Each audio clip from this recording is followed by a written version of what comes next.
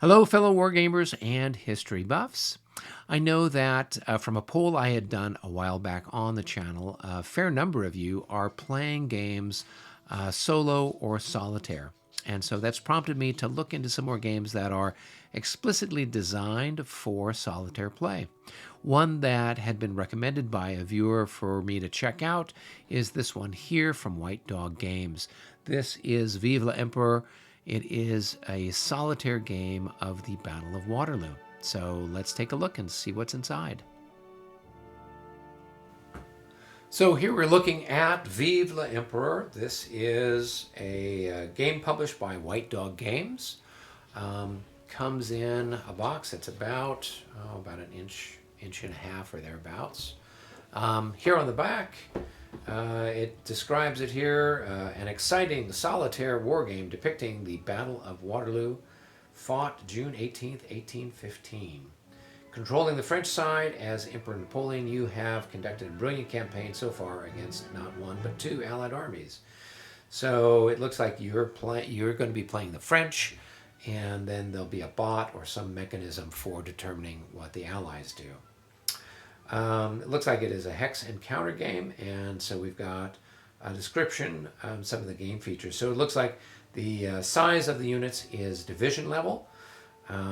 We've got then different terrain, woods, walled buildings, etc.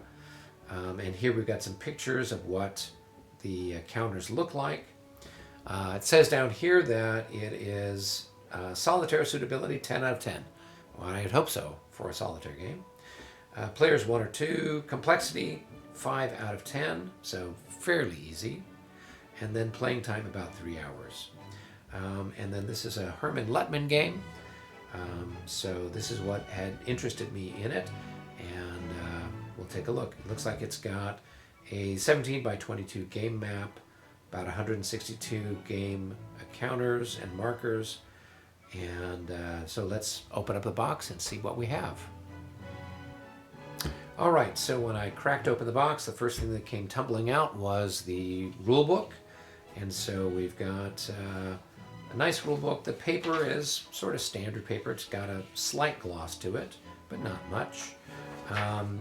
We've got full color, it looks like, with pictures of the counters and the markers and a description of how things work. It looks like altogether we're at 8 pages, so not too bad for a war game.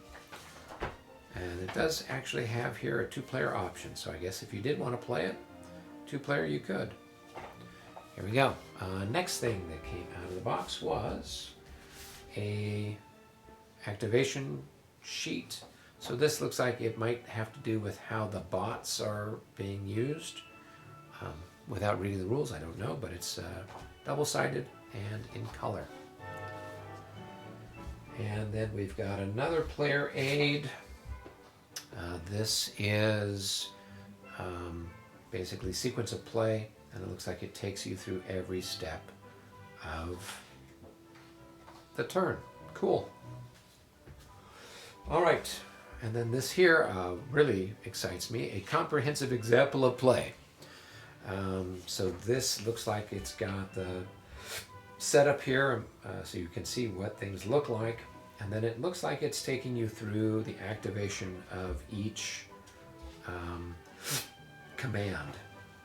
And whether it's the Allies or the French. And then it's got a description and the pictures of what's going on, where things are getting hit and marked in some way, shape, or form.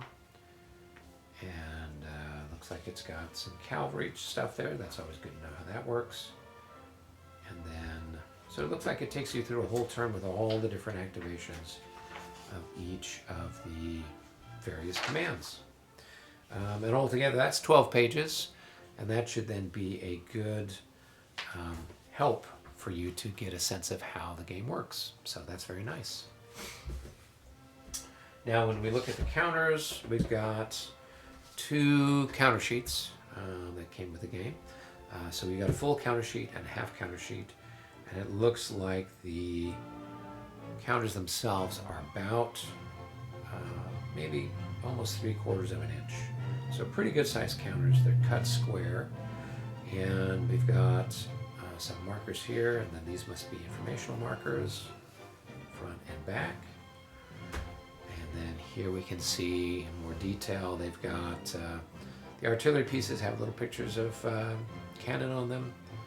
We've got the cavalry on horseback, and then the various and sundry infantry depicted there. For the French, they're sort of on this light blue background, and for the British, they're sort of on this sort of pink, pale pink background, and then the Prussians are on a white background, it looks like, and the counters are double-sided here. Oops. And they just fall right out of the counter tray. So let's take a look here. So really nice counters. They're cut fantastic. You might just want to take a little emery board to the edge there to get the little nubs off, but otherwise really nice and really very thick. So definitely good quality in that regard. So nice counters. I'm looking forward to putting these out. All right, and finally we've got the map. So with our map, this is, as I said, 17 by 22.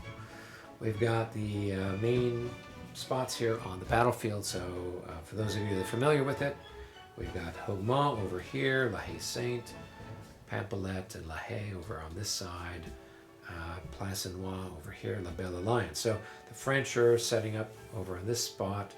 Then here's the ridge that the Allies are defending, or defending behind perhaps. Hexes look pretty clear. You can tell that's a forest hex. You can tell that that's a ridge hex or a slope hex. And the buildings are all very clear as well. So very, very clear, very clean, very functional. And you do get a sense that that's farmland because you've got these different patches here indicating fields. So that's kind of cool. And then over on this side, we've got the time track, turn track, and then some boxes for markers. So altogether, not too bad. Let's put a counter out here and see. Yep, they fit in there very nicely. So the hexes themselves look like they are about an inch, so that you can get your counters in there, and they fit very nicely in whatever way you do it. Since it's divisional level, I don't think it matters which facing you have, since it's a little bit more abstract for the combat. I'm usually at a scale like this. All right, looking cool. I'll have to do a playthrough and show that to you guys in a future video. Well, I hope that you enjoyed this look at Vive L'Empereur from White Dog Games. If it looks like it's got some interesting components, and the rules look like they're easy enough, I'm going to try to see if I can do a couple of videos looking at the playthrough of the game and the turns, and then I'll post some of that for you as time allows. If you enjoy the video, go ahead, hit the like button, and if you want to support the channel, of course, subscribe, and you can materially support the channel at buymeacoffee.com. If you have questions or comments or suggestions for games for me to take a look at, go ahead and make those in the comment section below.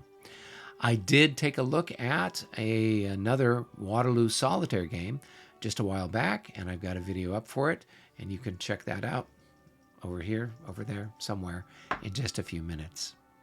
As always, keep gaming, keep having fun, and until our next episode, be well.